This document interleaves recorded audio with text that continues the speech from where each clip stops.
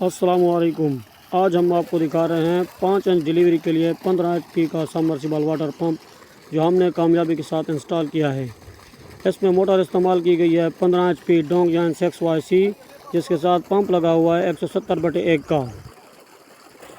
यहाँ पर जो पानी की गहराई है वो 50 फीट है।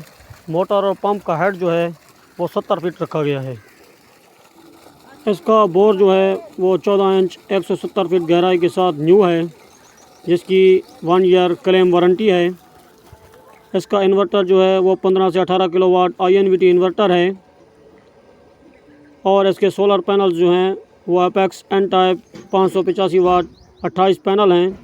सोलर पैनल और बोर के दरमियान का जो फासला है वो तकरीबन 1200 से 1300 फीट है। अगर इस सिस्टम की कुल लागत की बात की जाए तो इस पर जो है वो 9,75,000 रुपये टोटल ख़र्चा आया है। वीडियो पसंद आए तो लाइक करें। अगर कोई आपके जहन में सवाल है तो कमेंट्स करें। हमारे चैनल को सब्सक्राइब करें। मिलते हैं किसी नेक्स्ट वीडियो में, तब तक के लिए अल्लाह हाफ़िज़।